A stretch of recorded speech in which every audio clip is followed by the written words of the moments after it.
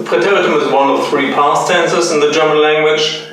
The third one you don't need to use, so we don't bother. But the preteritum is the one you find in children's books or in articles and newspapers, so it's good to be able to recognize it. It's very simple to recognize and also to build, so let's take a look. Let's start with these four verbs: lieben, spielen, einkaufen, arbeiten, to love, to play, to shop or to buy food, and to work. To build the regular form of the preteritum, you need to eliminate the ending first. So let's get rid of en. So we get rid of the ending of the infinitive. And then you can see I've marked the te in the word preteritum because the te is the signal for this tense in the regular form.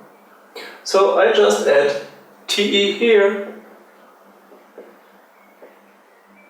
Sorry, too fast. Et voila, it's perfect. Almost perfect. As you can see, here we have a separable verb. Separable verbs are separable in the present tense usually and also in the preteritum. So er kaufte ein or ich kaufte ein. I went shopping for groceries. Arbeitete doesn't work. You know that from the present tense you add an additional e to make it possible to pronounce this. Arbeitete.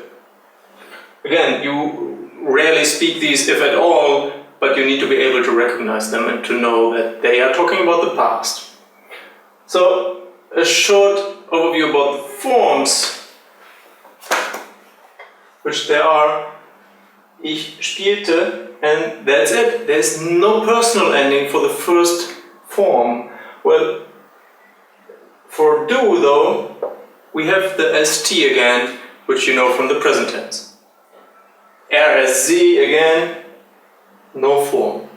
By the way, you know this structure from the modal verbs that you should be familiar with by now. This is pretty regular. Spielten, spieltet, spielten. These are the personal endings in the preteritum, similar to the modal verbs endings, and this is how you build it.